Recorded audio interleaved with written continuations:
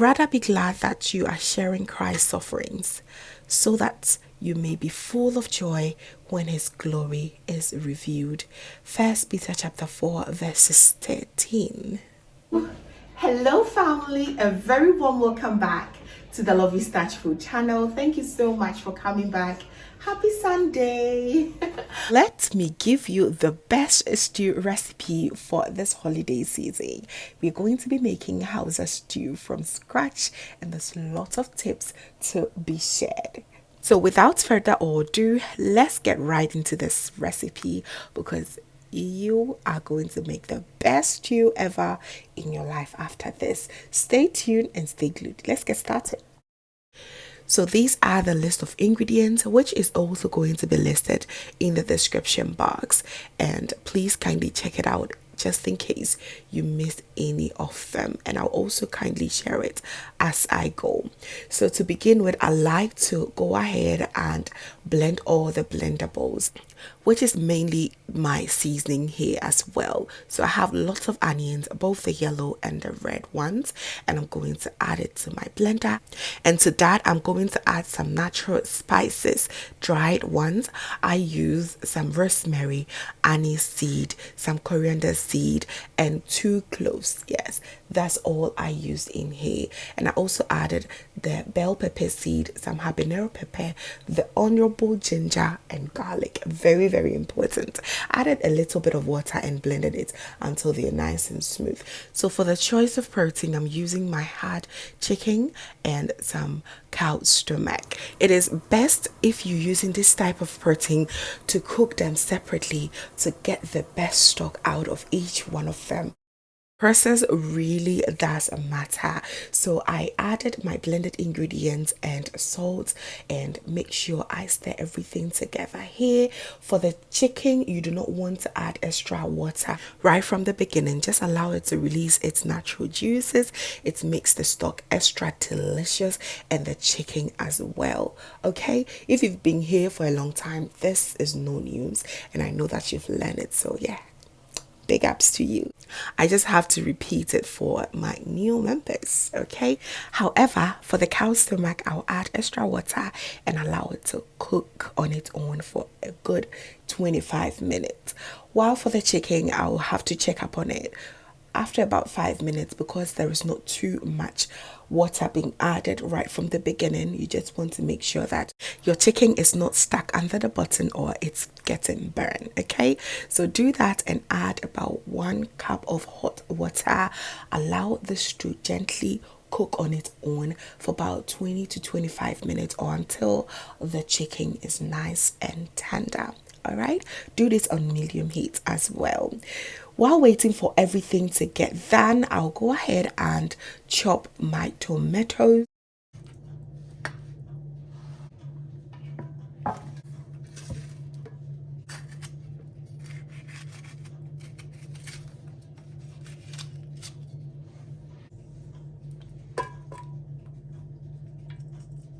Chopped few tomatoes, some bell pepper, and I also added some canned chopped tomatoes. And here we have 2 different shades of tomatoes. So I'm going to sprinkle a little bit of olive oil on it and set it in the oven 170 degrees for about 20 minutes. Baking your tomatoes in the oven really saves your cooking time, especially when it comes to Hausa stew. It needs to cook well. The tomatoes really need to be cooked and cooked over again. So I think that really cuts down the cooking time, and it's amazing. And this is me checking up on my chicken, and as you can see, it is not where it needs to be yet. It is still very tough, but I am just admiring those lovely pieces in there. They look so juicy already, and the aroma is just amazing. I checked on the cow stomach too. It is not just there yet. We need this meat to be nice and soft and very tender. So after about 25 minutes, I can see that yes, it has really cooked and it's softened, and the juices, the stock is just so beautiful. It is now time for me to take them out, allow them to rest on a coriander so that it releases the extra juices that it has. It is amazing. I'm doing same with my cow stomach as well, and oh boy, those two stock blended together in your stew is just amazing. I'm just now going to start with the stew process now. So in my pot, I'm going to add a good amount of oil. Use any oil of choice, and I'm going to begin by frying my chicken. And I love to fry the chicken in the same oil I'll be making the stew in. I feel like it gives it extra more taste and aroma. Okay, so fry this chicken until they're very nice and golden brown. Just take them off. If you do not want to fry your chicken in the oil, you can decide to do it in the air fryer or in the oven. Everything works well, but I am just building up flavors here, which is my main goal. And after frying these chicken, please make sure you do not start consuming it because they are so nice and juicy. Okay, so once I'm done with that, I'll go in with lots of chopped onions. This stew loves onion. I used about 4 to 5 large onions in this cooking process. So yes, you want to up your onion game here, okay? And the stock from the chicken also has this lovely and very delicate oil that you do not have to throw away. Add it right here from the beginning just to elevate and build up the flavors.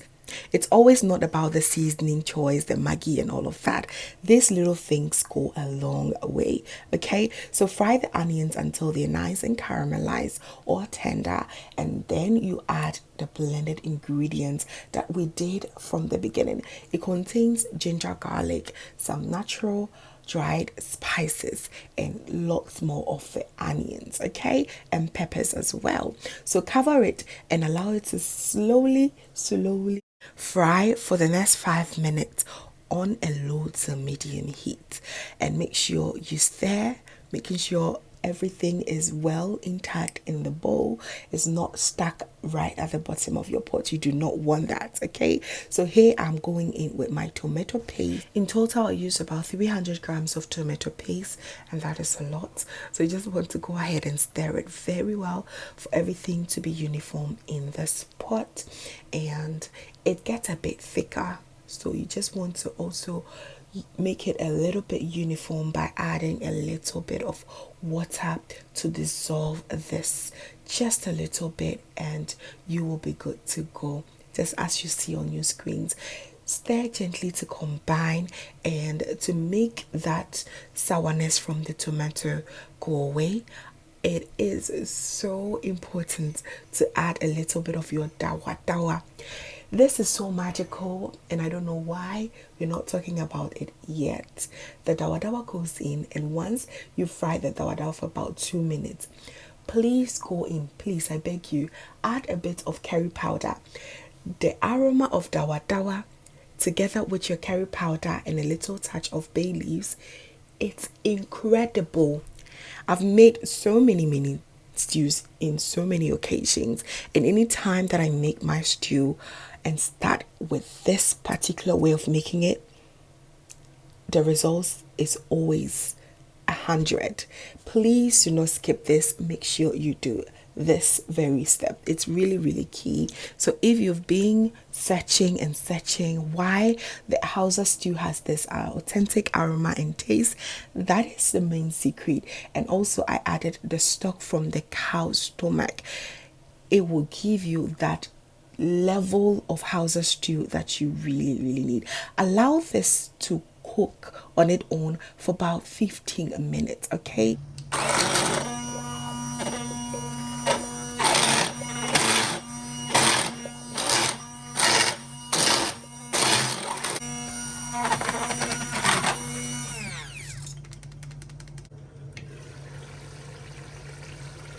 So it's time for me to check on my base of the stew, and oh boy, the aroma is just so great.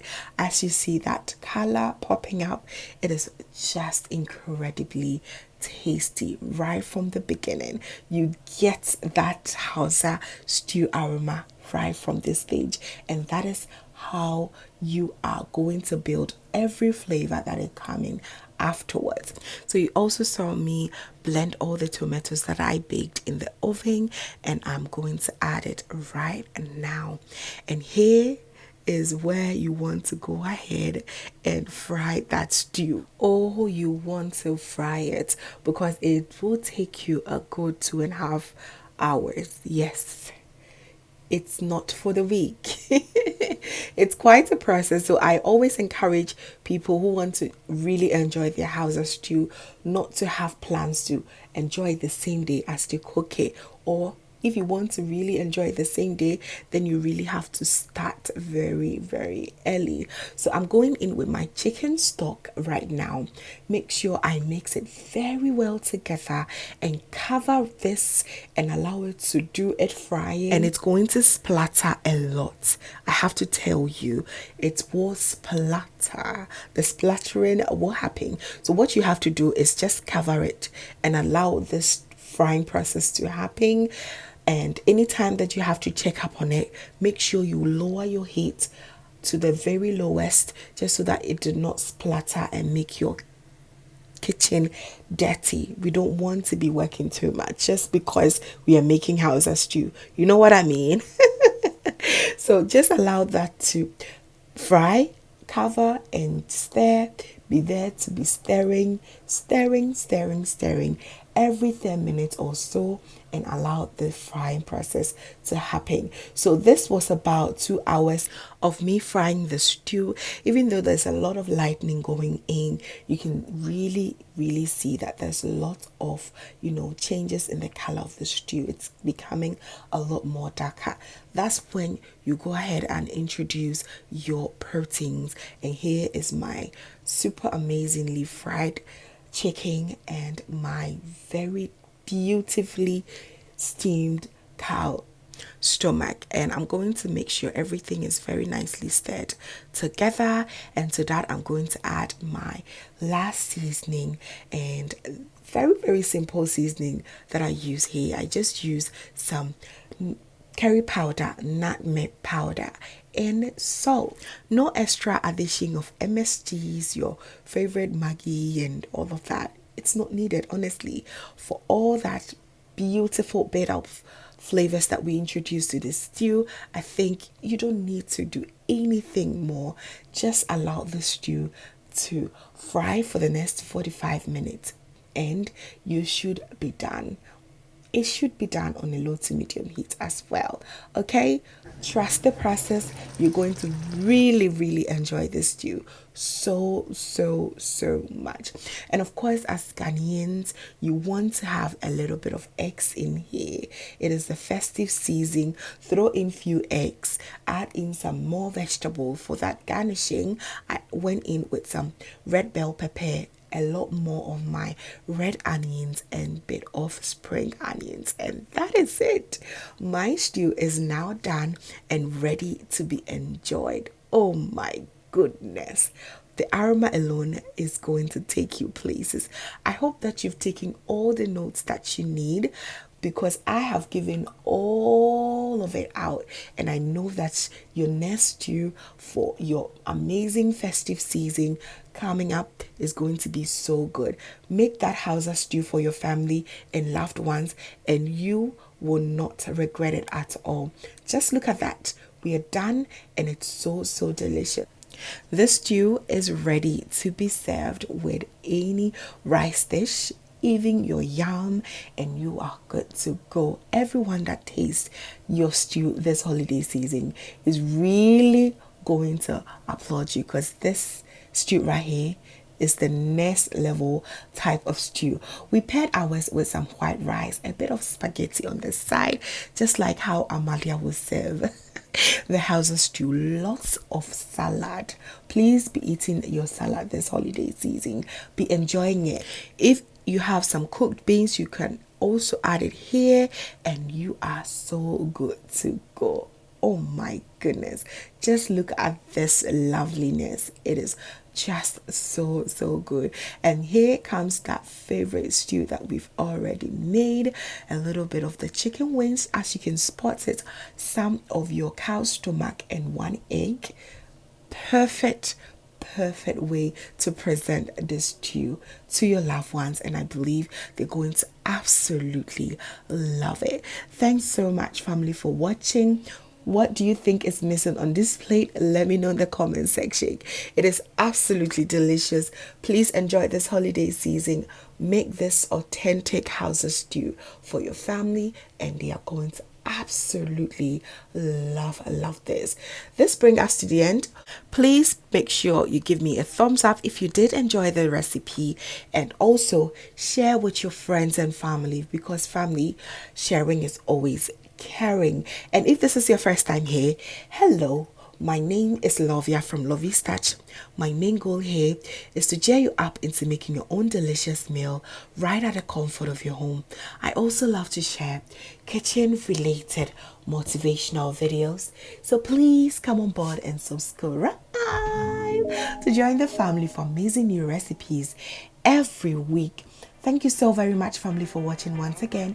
And as always, know that you're so beautiful just the way you are. I will see you in my next one. Have a blessed day.